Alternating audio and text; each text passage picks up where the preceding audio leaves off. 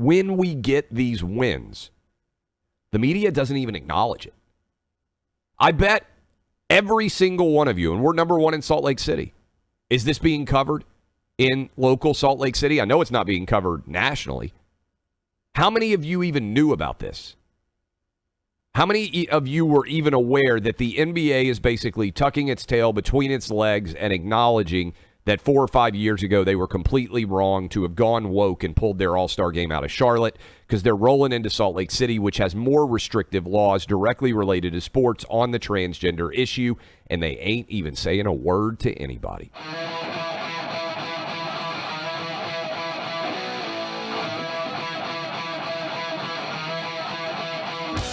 So we're number one in Salt Lake City. I love the state of Utah. I appreciate everybody out there listening to us right now. It's a fabulous place.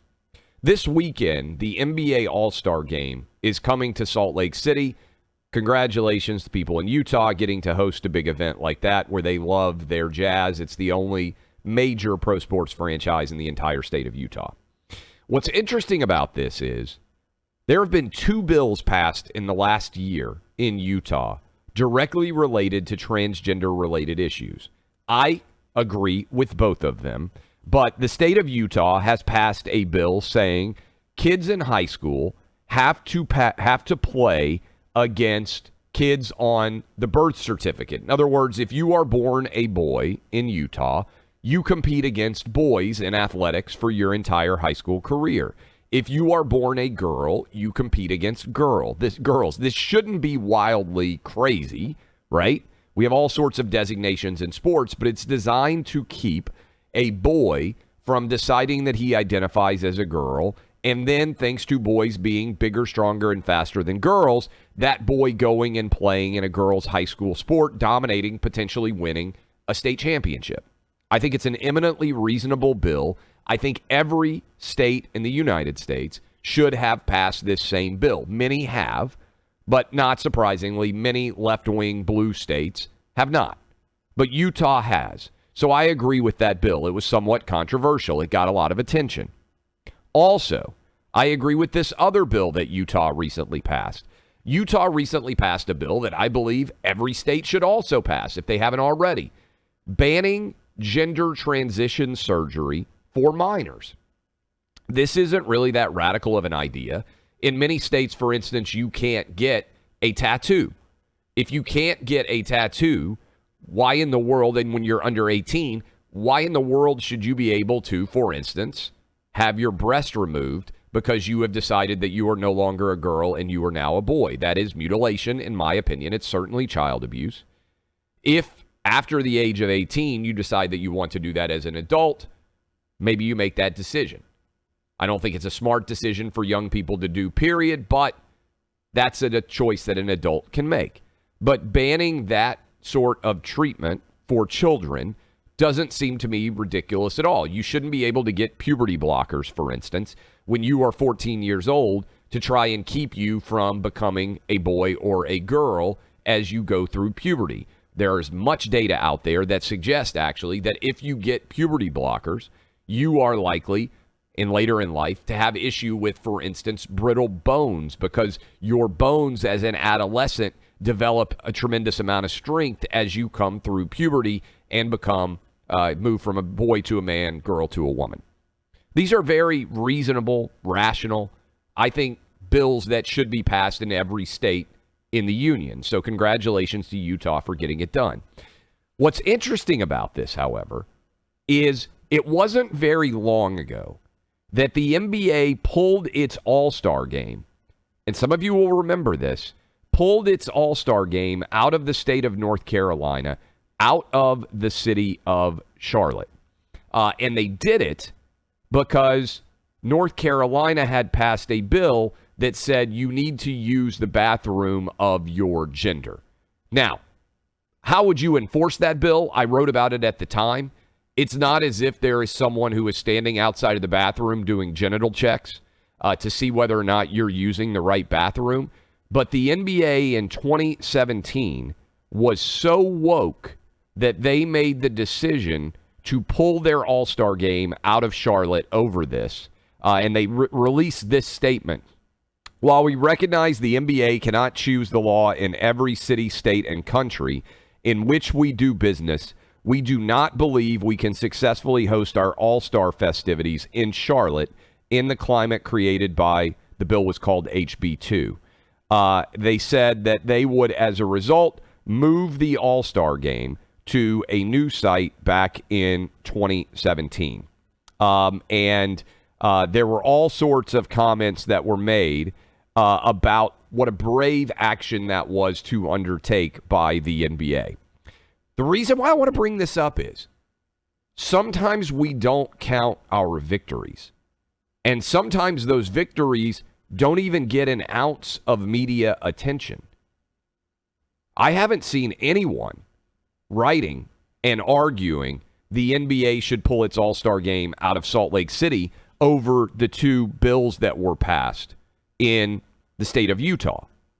And I would argue that those two bills are far more extensive in terms of their impact, certainly in the world of sports, since one directly involves sports, than the bathroom bill in the first place. So what's going on here? Why in 2017 was the NBA so woke that Commissioner Adam Silver said, we can't even play an All-Star game in Charlotte over this bathroom bill that exists in North Carolina? Remember, all that bill said was, hey, you should use the bathroom of your gender. If you were born a boy, go to the boys' room. You're born a girl, go to the girls' room, right? That's all it said. And there was no mechanism, really, by which anybody was checking to see, oh, what genitals do you have in order for you to use the bathroom?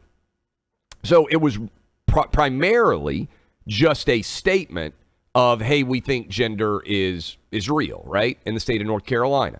That doesn't seem to me to be a particularly offensive bill to be passed. It doesn't seem to have some amazing amount of enforcement mechanism or anything like that. Yet the NBA pulled its All-Star game.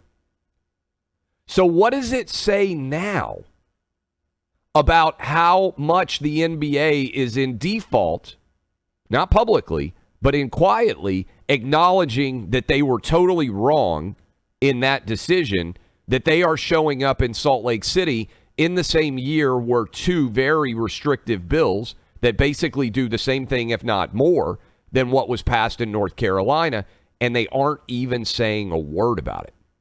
They're not protesting. They're not demanding that the bills be repealed.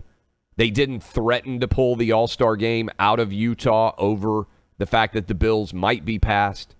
No player, to my knowledge, has spoken out about this at all. No owner, no commissioner.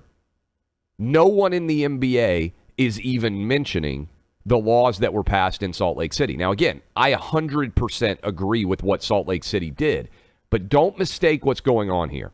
Because on Monday we had a conversation where I said, look, what you have to recognize out here is that many of you don't have an issue with sports.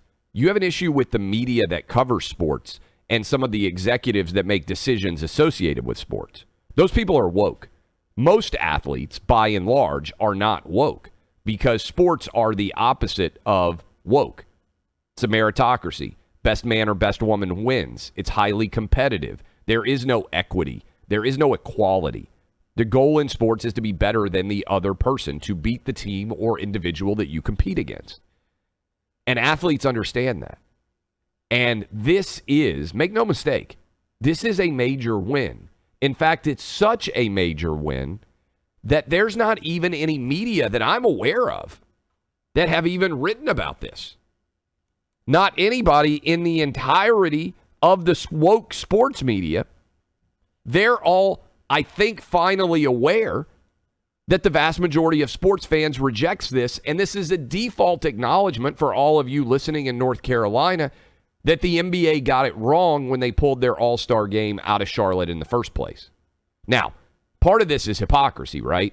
The NBA is fine playing games in China where they have actual concentration camps. The NBA is fine going to the Middle East where you can be beheaded if you're gay and playing games there.